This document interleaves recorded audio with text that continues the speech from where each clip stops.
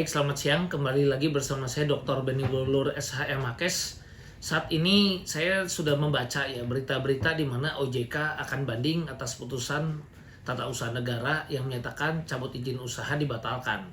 Nah, perlu saya sampaikan. Jadi ketika saya baca berita saya juga kaget karena OJK katanya tidak mau menyetujui karena tidak diakta notarilkan masalah SOL.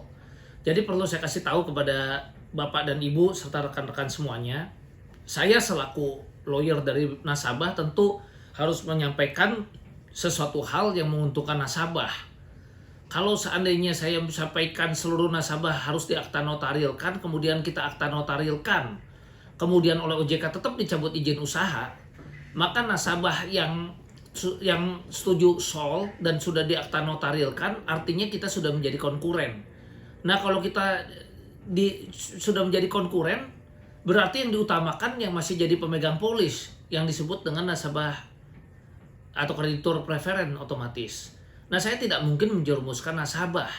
Ya otomatis dong kita tidak mau mengakta notarilkan dan kita tidak mau membuat perjanjian itu sempurna sesuai dengan POJK karena kita tahu kalau belum diakta notarilkan baru sekadar setuju, maka itu artinya kita masih tetap preferen karena belum sesuai dengan ketentuan peraturan dan prosedur hukum yang berlaku. Nah, makanya kita sekarang yang SOL ini juga sampai hari ini masih kreditur preferen. Sehingga haknya masih sama ketika perusahaan ini dicabut izin usahanya. Ya, dan sekarang kemarin itu sempat dalam likuidasi. Tapi kemarin sudah dikeluar putusan TUN dinyatakan ditunda ya, ditunda pelaksanaan daripada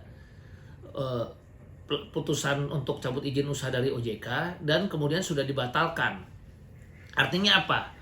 Besar kemungkinan dari AJK ini tentu akan bangkit.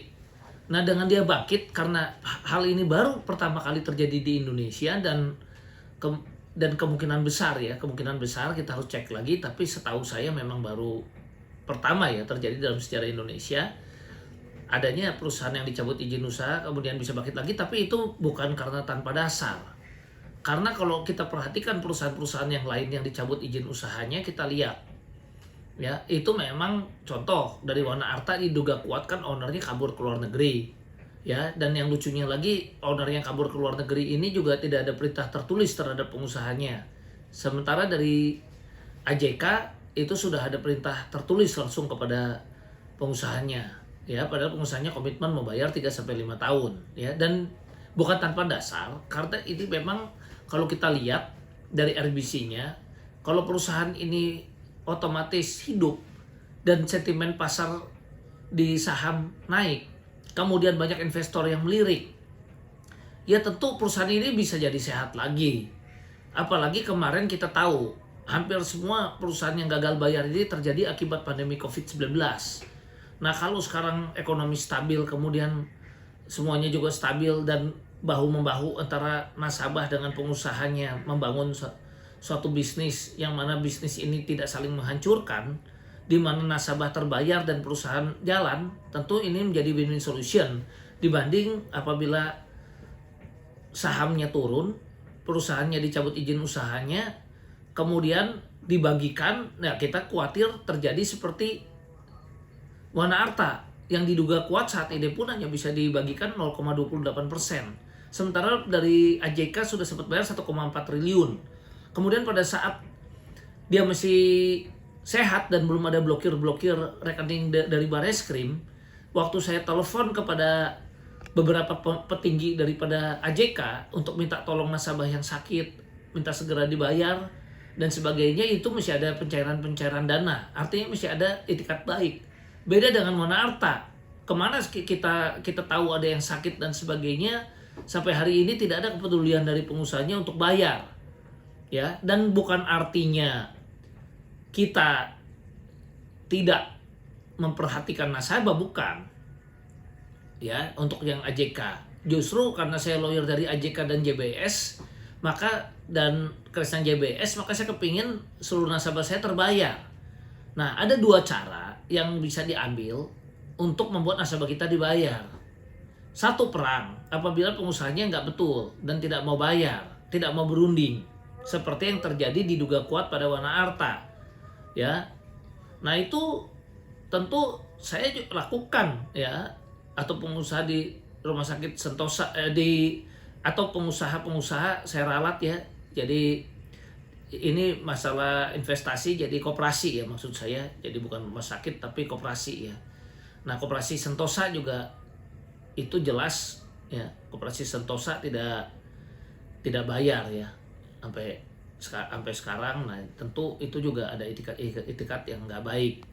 Nah jadi di sini yang saya sampaikan adalah hal-hal yang ingin saya kemukakan di sini adalah bagaimana seorang lawyer harus jeli ya, harus lihat. Dan ini tentu kita bicara di dalam YouTube ini ya memang semuanya juga dikembalikan kepada masing-masing nasabah. Dan sekali lagi melalui YouTube ini saya sampaikan, saya tidak bicara untuk seluruh nasabah ya. Saya bicara dengan nasabah yang percaya kepada saya dan memberikan kuasa kepada saya. Ya, kalau ada nasabah-nasabah lain yang sependapat dengan saya silahkan. Jadi kenapa saya lihat ini bisa bayar? Karena satu, pengusahanya sudah bayar 1,4 T. Yang sakit-sakit waktu saya telepon, saya minta bantu, itu bisa terbayar. Nah saya nggak tahu kalau ada beberapa nasabah yang komplain, kenapa kalau saya yang telepon nggak dibayar? Ya mungkin jalurnya salah. Ya karena dia tidak paham hukum, mestinya dia ya, kalau saya waktu kondisi terjadi AJK itu masih kondisi tidak terblokir rekeningnya dan sebagainya, saya cari aman. Ya, jadi saya telepon semua petingginya. Jadi misal dulu ada Pak Gatot, ya Pak Gatotnya saya telepon, Pak Kurnia saya telepon, saya suratin semua supaya nggak miss ya.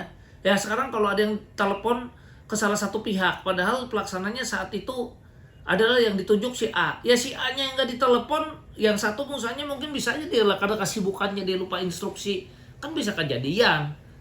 Nah ini yang saya mau sampaikan, kenapa bisa sampai terjadi. Nah kalau saya waktu itu ya saya juga lampirkan dengan berbagai bukti, misalnya nasabahnya saya suruh lampirkan bukti rumah sakitnya dan sebagainya gitu ya. Nah, sehingga memang betul dia sakit, akhirnya kan terbayar. Dan saya memang sampai hari ini pun sudah melakukan peringatan termasuk lewat YouTube ini, dan ini ditonton oleh semua pihak. Saya bukan artinya jadi lawyer dari AJK, bukan, karena saya membela nasabah, kepentingan nasabah. Kalau dari AJK nggak ada komitmen membayar nasabah, tentu saya pun tidak akan jadi penggugat intervensi di perkara tersebut. Ya sudah bisa likuidasi saja sudah kan, karena pengusahanya nggak mau kerja sama. Tapi bukti dari pengusahanya waktu itu saya lihat punya itikat baik, dia tidak paksakan likuidator itu ditunjuk dari orangnya dia, tapi dia menerima likuidator yang diusulkan oleh nasabah. Sehingga kita lihat sendiri likuidator yang diusulkan oleh nasabah ini tidak sembarang jual saham dalam kondisi rendah, kemudian main bagikan saja, silakan kalian 0,28%, kemudian main ambil fee. Tidak ada likuidator dari AJK yang direkomendasikan oleh nasabah berbuat itu. Ya, dan dia juga independen, bersertifikat ya, dan menguasai ahli hukum pasar modal, kurator, bersertifikat likuidator juga, menguasai juga hukum ekonomi dan bisnis.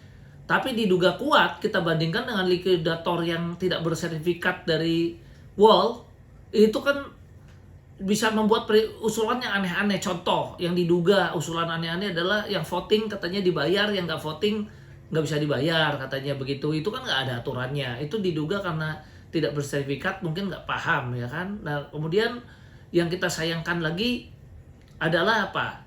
Ya ini sekarang nasabah juga saham masih rendah juga kan dijual dengan kita nggak tahu aset mana yang dijual ya, diduga kuat, saya nggak bisa tuduh diduga kuat. Nah ini akhirnya nasabah kenyataannya tapi cuma dapat 0,28%. Nah kalau di AJK ini kenapa kita berjuang? Karena kalau perusahaan sehat ini bukannya kita minta hal-hal aneh, kita minta kan OJK mengawasi AJK dalam kondisi siapa tahu ada investor yang masuk dan sebagainya, atau usahanya bisa running lagi dan sebagainya. Nah OJK itu kan harusnya juga memberikan kesempatan untuk dia berusaha sambil diawasi, uangnya nggak boleh dipakai sendiri oleh pengusaha itu, karena kalau dipakai sendiri atau disimpangi ya kita juga akan melakukan gugatan baik ataupun upaya hukum apapun baik pidana maupun perdata kan begitu. Ya yang kita minta kan OJK mengawasi untuk dilakukannya pembayaran kepada seluruh nasabah. Bukan karena suatu ego, kemudian terus-terusan membanding kasasi PK. Ya, sementara dia diduga kuat itu nggak urus Wana Arta, malah dia mana berita-berita dia keluarkan perintah tertulis atau dia cari pengusaha Wana Arta yang di luar negeri. Kok diduga kuat ini ada perlakuan yang berbeda, ada yang dianakmaskan dan yang dianaktirikan. Jadi ini tentu suatu protes keras kami juga kepada OJK ya. Kenapa OJK berbuat seperti itu gitu. Jadi ya kami juga sudah menyurati kepada OJK. Ya kami juga mau melakukan aksi damai sesuai dengan prosedur hukum yang berlaku supaya didengar suara kami, dan kami juga minta audiensi kalau YouTube ini kebetulan sampai di pejabat-pejabat OJK, dan kami para nasabah apabila mengalami satu kerugian tentu banyak pula yang merasa ya ada dugaan-dugaan perbuatan melawan hukum yang dilakukan segelintir pejabat OJK yang diduga kuat ya, kita nggak tuduh semua, tapi ada beberapa yang diduga kuat, oknum dari pejabat OJK diduga kuat ya, kita nggak boleh tuduh semua. Ya mungkin ini tentu bisa dilakukan berbagai upaya hukum. Nah ini yang kami kecewa, tolonglah para nasabah terutama yang sakit, yang lansia ataupun yang betul-betul butuh uang karena uangnya segitu-gitunya, tolong supaya OJK ini punya hati nurani. Dan terlepas saya tidak memaksakan pendapat saya ini kepada siapapun, ada nasabah yang pro dan kontra, tapi saya juga sampaikan apakah ini logis dengan proses hukum kita di Indonesia yang bertahun-tahun. Kalau pidana aja sampai sekarang nggak selesai ya dari polisi itu sidik ya, naik ke sidik dulu, baru nanti ke jaksa, baru PNPT MAPK, ya saham makin turun akibat kita perang, ya akhirnya kita dapat remah-remah, kan itu yang saya khawatir. Makanya saya mengajak kepada seluruh nasabah, membuka pikiran pada seluruh nasabah, dan mengkaji sama-sama dari para pihak yang kebetulan di sini juga mungkin memahami keilmuan seperti pasar saham dan sebagainya, apakah betul yang saya sampaikan atau perasuransian ya, dan apapun juga keilmuan yang teman-teman dari nasabah juga mungkin miliki. Apakah pendapat hukum yang saya sampaikan ini benar atau tidak? Tentu saya tidak memaksakan kehendak saya atau pendapat saya, silakan dicerna oleh masing-masing nasabah. Jadi prinsip saya, kalau pengusaha bisa diajak kerjasama dan ada etikat baik mau bayar, asalkan dia tidak bohongi kita, tentu kita kawal, kita lakukan secara fair, cari jalan win-win solution supaya terbayar. Tapi pengusaha yang betul-betul tidak ada etikat baik, tentu kita fight. Demikian dari saya, sekian dan terima kasih.